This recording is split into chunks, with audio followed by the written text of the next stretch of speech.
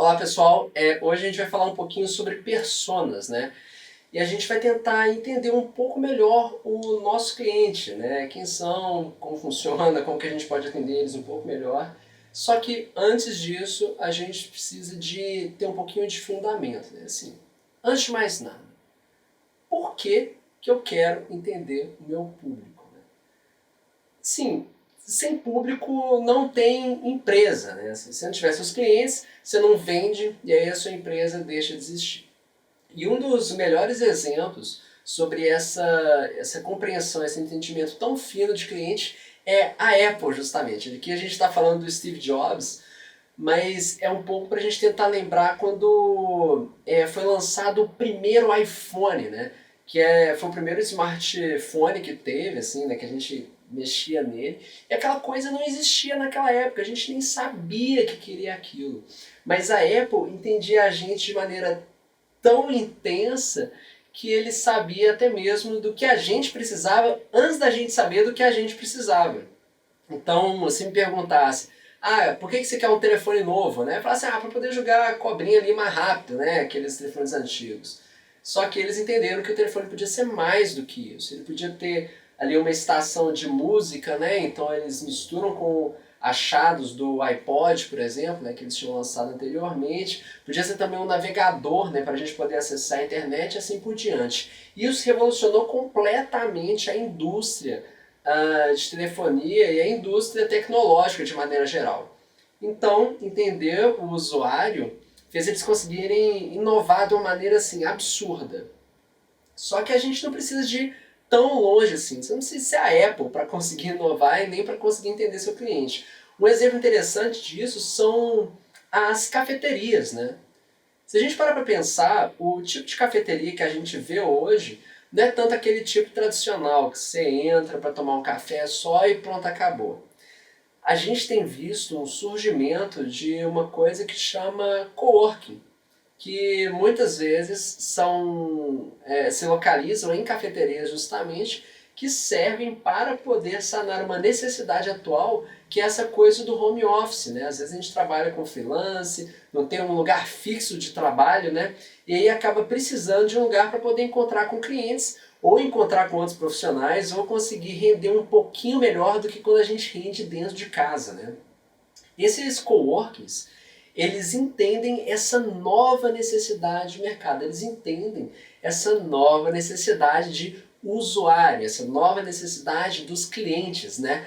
Os clientes, eles agora precisam desse novo espaço e eles vêm justamente no café esse negócio de fazer essa conexão. Então, o espaço do café é o espaço do trabalho. Só que ainda tem um exemplo que eu acho ainda mais interessante, que é o exemplo das barbearias. Vocês devem ter notado aí, né, que deve ter uns 5 anos, talvez 8 anos, não sei, que as barbearias, ou melhor, os cabeleireiros masculinos tradicionais meio que sumiram, assim, completamente. Antes você tinha sempre um cabeleireiro ali na esquina, né, que cobrava ali bem barato, R$ 10, sei lá, R$ 20, para poder fazer o seu corte de cabelo. E era uma coisa estritamente utilitária, né? Não tinha nenhuma outra função, né? E a gente cortava o cabelo lá que eu tinha, né? Só que aí vieram essas novas barbearias e entenderam que, poxa, homem também gosta de ser bonito. Homem também está preocupado com estética. E aí eles vêm justamente abraçar esse público a partir do entendimento dessa necessidade. O público masculino estava carente de espaços como esse, né? Então eles trazem um lugar um pouquinho mais personalizado, né? Que tem essas texturas interessantes, essa parede de tijolos, e é um ambiente mais masculino.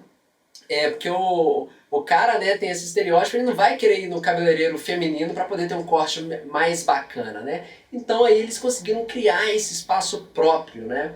Onde, além de, claro, ter todo o ambiente super instagramável, né, que você pode tirar uma foto, publicar no Instagram, ele pode, às vezes, até te dar uma Heineken enquanto você está ali cortando o cabelo, ter um papo, tocando uma música, alguma coisa do tipo. Ele mudou completamente a lógica de cabeleireiros. Hoje, a gente praticamente não vê mais esses cabeleireiros tradicionais e vê barbearia para tudo quanto é lado. A lógica do mercado mudou. E aí, assim, você tem que entender seu público, né, para entender também como que você vai falar com o seu público, né? Por exemplo, se seu público é de advogado, você vai tratar por senhor, você vai ter um pouco mais de cuidado com a formalidade da fala, né? Enquanto se for um público mais jovem, você pode ser mais descolado. Então, se você pode, como você deve, né? Às vezes, vamos supor, você vai ter um WhatsApp que você vai mandar notícias e promoções, você vai querer usar figurinhas, GIFs, imagens, não sei. E uma linguagem um pouquinho mais coloquial, mais informal, né? Para poder conseguir se conectar com o seu público, né? E aí por isso você tem que entender também como falar com eles, né? Então, você entende seu público para poder projetar soluções personalizadas, para poder se comunicar de forma mais pessoal, ou seja, mais personalizada, se destacar frente aos concorrentes, né, e conseguir uma colocação mais privilegiada de mercado, fidelizar clientes e atrair novos clientes. Por isso você tem que entender seu público. Porque assim, sem público, você não tem empresa. Você precisa deles para poder existir. Então, melhor que você resolva um problema real que eles sentem no dia a dia para conseguir entregar esse diferencial e se destacar no mercado.